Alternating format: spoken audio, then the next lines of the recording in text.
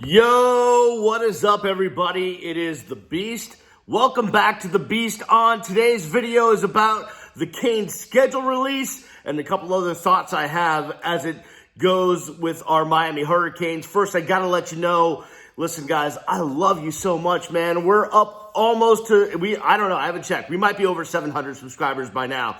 But if you're watching this right now, if you're hearing my voice, if you're seeing me on your screen right now, why aren't you a subscriber if you aren't? Hit the subscribe button. It's right there. Hit the little bell down there, and it tells you when a new video is up. Be a subscriber. That makes me love you so much more. Listen, I just appreciate you for watching. The last video I got over 1,000 views, and I know there's a bunch of people out there doing Canes videos. And, you know, listen, my goal when I started The Beast On wasn't just to do Canes videos every day. It was to do whatever came to my mind. But the Canes are on my mind right now, right? It's a big time in the offseason. We love the transaction more than we love the action, don't we? Yeah, we do. So here we go. So subscribe. Follow me on the social media at Miami Radio Beast. And, of course, if you love me a lot, if you really love me, then you'll support me on the Patreon. Be a patron, right? Sign up. Patreon.com/BrianTheBeastLondon. Okay, the Canes schedule is released today for 2020. Now, not only do we know the opponents, we know the order and the weeks, and the days that we're going to be playing football in 2020. So we're coming off the highs of getting King in here and a defensive lineman and a new offensive line coach and a wide receiver, and things are happening, and it's an exciting time. And now the schedule is out. So let's build on that. Let's go down the schedule. And that'll work into something else I want to talk about. A couple other things. I'll give you a little bit of a tease. One thing that I got hammered on, but I need to talk over with you guys about Manny Diaz. And another thing is that I want to talk about is expectations for this team. Because, whoa, you guys, we'll get to you. Let's start. Canes open up their 2020 season against our old friends from the Big East, the Fighting Al Goldens of the Temple Owls, on Saturday, September 5th at Hard Rock Stadium. So the Owls come back. They've been a program on a rise, but, Matt Rule's no longer there and what have you. But they're not going to be a doormat. But it should be a victory to start the season. Should be a victory to start the season on Saturday, September 5th. Then we roll right in. And here's the schedule. There's 6 weeks by 6 weeks. That's it. And you only get one non-Saturday game. It's a Friday night game that we'll get to on October 9th against Wake Forest. No Thursday nights, no weird situations other than a Friday night game. It's 6 games, bye week, 6 games. So it starts Saturday, September 5th, Hard Rock Stadium against the Temple Owls. Then, Wagner. Does anyone know what Wagner's mascot is? My old producer, Robbie the Degenerate, he knows what they are. Saturday, September 12th, the University of Miami will welcome the Wagner Seahawks to town. Did you know they were the Seahawks? I had no bleeping clue. I had to look that one up. The Wagner Seahawks come to town Saturday, September 12th. As my old producer, Robbie the Degenerate, would say, that sounds like a sleepy nooner to me. But maybe we'll be lucky. Maybe it'll be a 6:30 ACC game. Hate the nooners. Listen, in some circumstances, nooners are great. In college football, I don't like the nooners. But that's a personal thing. Another juggernaut comes into town on the 19th, Saturday, September 19th. We're just rolling along in September with 3 straight home games. The third one is against the University of Alabama, Birmingham, the UAB Blazers. I did know that mascot. I've known that for a while. They roll into Hard Rock Stadium on Saturday, September 19th. So you're starting off the season with Temple, Wagner, UAB. That should be 3-0. Should be 3-0. We'll get to the should be. Now, your first road game is one of those interconference games that I love. ACC Big Ten. It's kind of ACC Big Ten challenge as Miami makes a trip up to visit Michigan State. The Spartans. Sparty, as my good friend Jim Mandich, may he rest in peace, used to say, the evil opposites from Michigan State. Man, I miss the Mad Dog. Riding around with his windows down, drinking a green lizard. Oh, miss him every day. Miss you, Mad Dog. Really do. Dude paid my salary for a year by himself because my former, not this past company, the company before that, was cheap. So on the road at Michigan State, again, not too much of a juggernaut. You should win that one, but these days when you're coming off a 6-7 season, after you've lost to FIU, Duke, and Louisiana Tech, nothing should be granted. So the first road game is against Sparty, Michigan State, Saturday, September 26th. Then October 3rd, it just keeps rolling. It keeps rolling. The Pitt Panthers come to town. Again, your first ACC matchup. It should be a victory, but take nothing for granted as Pitt comes to town. The Fighting Pat Narduzzi's. On Friday, October 9th, so that's a Friday game, so it's a short week there after Pitt. Hopefully it's a win and you're not too dinged up at this point in the season. Hopefully you're healthy. Short week, Friday night. You got to travel on a Thursday, though, to go visit Wake Forest and the Demon Deacons. And they're always better than you think they're going to be. They like to fight, those Demon Deacons. I'm not saying Miami shouldn't win, but that game has something on it I don't like. It's a Friday night game. It's going to be at a horrible environment of a place, which is BB&T Field in Winston-Salem. I've been there. I've been on the sidelines there. It's a crappy environment. The lighting's weird. There's something about that game on Friday, October 9th that has me like, you know what? If Miami's going to pull a Miami, and I shouldn't be saying that, but in the last 15 years, Miami's pulled some Miamis. That's going to be the game right there. That Friday night, having to travel on a short week to Winston-Salem, to a place where there's not going to be any kind of environment. It's not going to be, it's a primetime game on a Friday night, which means all of those that observe Shabbat won't be able to watch or be at. That doesn't probably apply to most of you, but some of you it might. Trying to cover all bases here on the Beast On. All right, then the bye week comes in. I think the bye week comes in a perfect time. It's right halfway in between the season. You're dinged up, you're nicked up.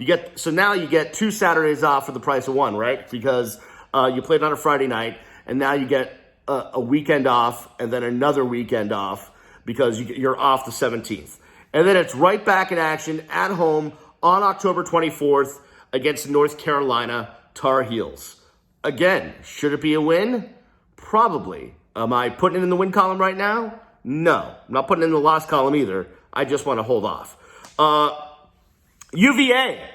That one's going to be on the road against Virginia at Scott Stadium. I love it up there. It is so beautiful. If you have never seen a game up at Scott Stadium in Virginia, if you've never been to UVA, if you've never been on that campus, and you're going to make one road trip, I know it's hard to get to. You fly into Dulles, you're going to drive an hour and a half, 2 hours to get up to Charlottesville, but it is awesome. It is breathtaking. You know what? I might have to make that road trip. I know it's on Halloween, but, my kid's going to be 13. Like, do I need to go trick-or-treating with him when he's 13? He pretty much wants to go by himself. He doesn't need daddy roaming around. I certainly don't need to be around the candy. Like, God knows this face doesn't need more candy, or what's below here doesn't need any more candy. So maybe I'll make that trip up to Virginia. That seems like a beautiful weekend to go away and watch a little fall football up there in Virginia. Now, again, is that, you're talking about a team that just won the Coastal. Granted, they're losing their quarterback, I believe. And so you don't know what they're going to have back. But it seems like that might be a team that, might give Miami problems on the road at Virginia. They'll all be dressed up in their ties and singing and doing all that stuff. It'll be wonderful. We'll see what happens there. Then you keep continuing. It's the big one, man. It is the clash of the Titans, or at least it used to be. Now it's the clash of 2 teams that are supposed to be much better than they are. and that would be Florida State coming to Miami Gardens for what will be a big-ass, amazing, redonkulous, stupid tailgate. We will get belligerent out there in the parking lots of Hard Rock Stadium. It will be, listen, if you're on the east side, you're good. It's family friendly. If you're on the west side, good luck to you. We will be out there in full force. There will be lots of beverages consumed. Articles of clothing will be lost. Babies will be made. Babies will be no, I'm just kidding. Just kidding about that. It will be great. No matter what the records of the teams are, best atmosphere ever when it comes to Miami and Florida State playing. Florida State coming to town. And again, if I had to guess, I would say Miami should win that game, but you don't count anything as a win these days because we're in a new generation of Miami football where you lose to really crappy teams because, yeah. Then it's back on the road. If you don't make that trip to Charlottesville, definitely make the trip to Blacksburg. Again, crappy to get to. You got to fly into Roanoke or somewhere not Blacksburg and drive forever through the hills of Virginia to get there, but it's beautiful. Now, you're going to get sick of the gobble of the turkey sound, but those smoked turkey legs they serve in the concessions, best concession in the ACC.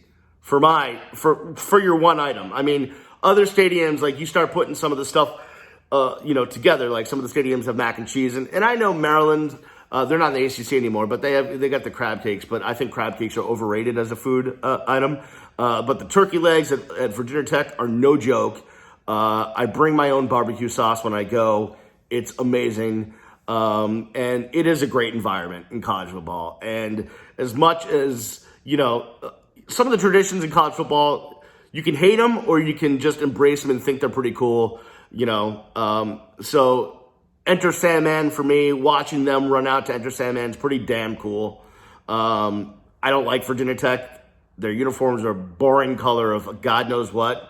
But that environment, especially if it's a night game on Saturday, November 14th, it's a little bit chilly in the air and they're rocking Enter Sandman. That's a hyped up environment. And then you have We Don't Have an Identity, Georgia Tech, at Bobby Dodd Stadium in Atlanta. Man, it's another road trip I love to make in Atlanta. Oh, I love driving to Atlanta. Man, that'll remind you of the time that me and my boy Sejas, we drove to Atlanta to go watch Miami, Georgia Tech, and thought it would be a great idea instead of going up I'm coming from South Florida, so going up the turnpike, up the middle of the state to 75, up the middle of the state, all the way up to Atlanta, we figured, we'll just take 95 and swing it over on I-10, and then we got there like 17 hours late because there was traffic. It was a brutal drive, and I saw parts of Georgia and Florida I don't want to ever come across again. But I like driving a lot. I like driving to Atlanta. It's a fun thing to do. You stop, you get some peanuts, right? You get some boiled nuts. Don't you love your nuts boiled? Just asking for a friend.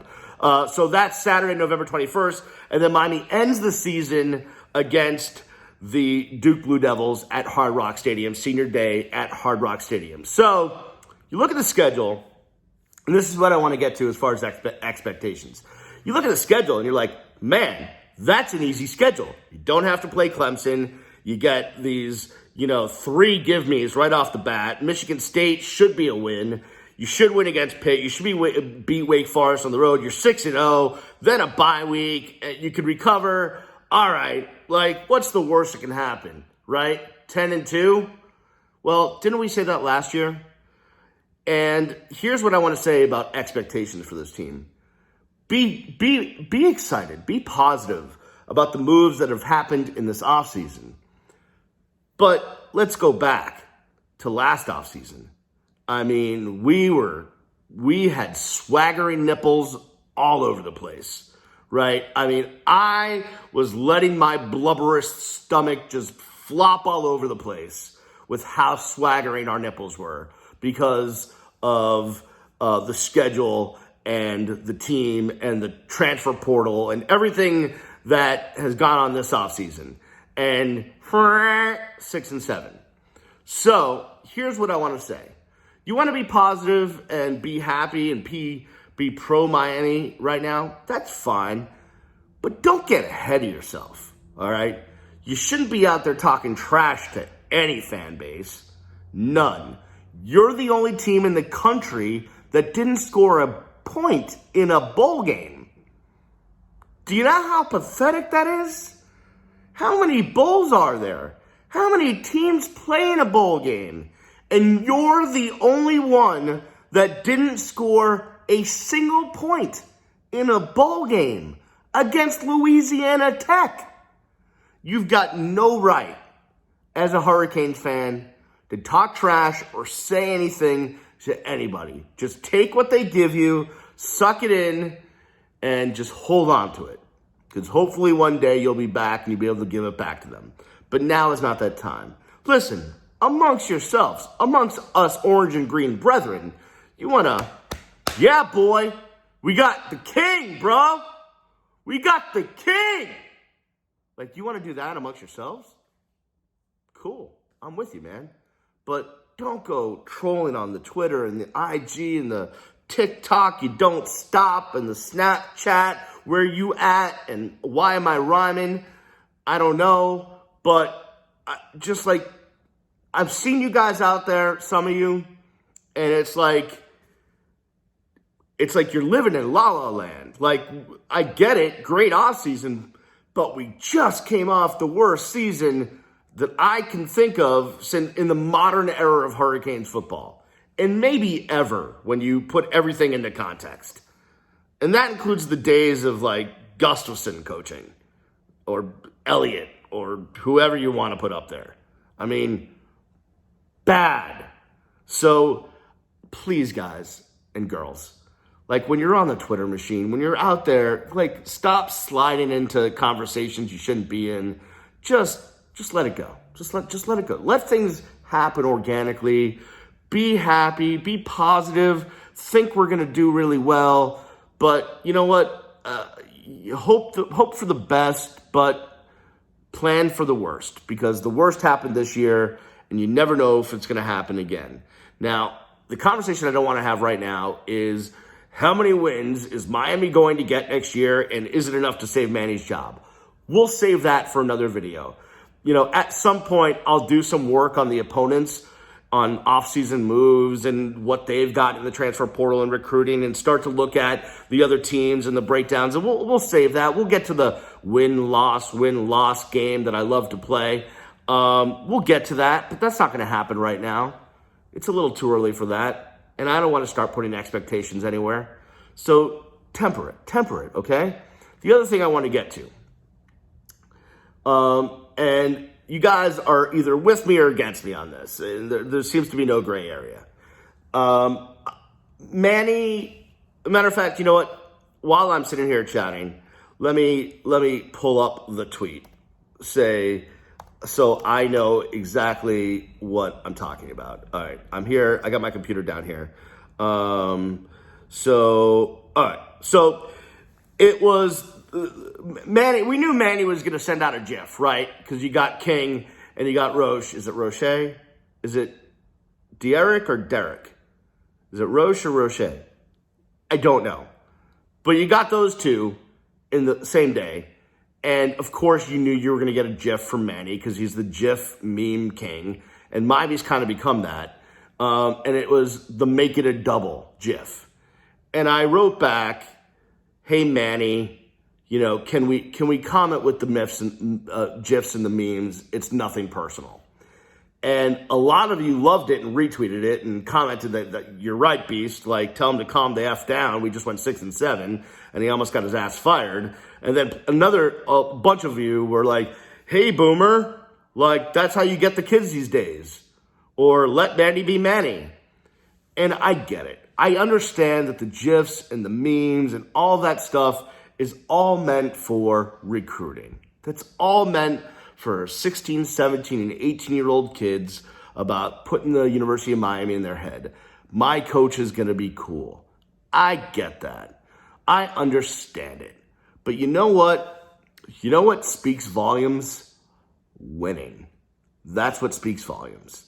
So I would hope that once the University of Miami gets back to consistently winning, we can do away with some of the window dressings and frosting on the cake that we've been using the last couple of years. Because I just, as a fan, like, to me, and I know I'm a 43-year-old man who's bald and hasn't played a down of football in my life, at least not on any kind of a level other than, running around with my friends. Run is a loose term in my case. But I just, it's like, dude, like, Manny, like, coaches, Pop Cooney, all of you, like, I get it, man. Like, I get what you're doing. It's all about recruiting, but, like, can we tone it down? Like, arriving to places on boats and chains and rings and GIFs and memes and, like, being so Miami may not be in our best interest right now. Like, everyone always wants to talk about swag when it comes to the U and swagger, and they're nowhere near it as a program. So to have it kind of falsely on the social media and whatnot, it gives me a bad taste in my mouth. I know, I sound like the old guy. I get it. It's not meant for me. I understand it. The demographic it's meant for is 16, 17, 18-year-old boys that are trying to, find out where they're going to go play ball in college. And what else is Manny going to sell? Because it's certainly not the record, so he better be freaking creative and have a bunch of window dressing. I get it. It just gives a bad taste in my mouth. I don't know how you feel about that. You can jump into the comments right there and let me know. But it's just, I keep seeing it out there, and it's like, all right, enough. Like, I get it. Like, you want to do a tasteful, 2020 schedules out thing. That's fine. I get it. But let's not do any of this beating of our chests. Because what have we really accomplished? Other than we think we got some better players and a better offensive line coach and a better offensive coordinator, I don't the season hasn't started yet. There's nothing there's no way to measure the growth of this program right now. So let's not beat our chests.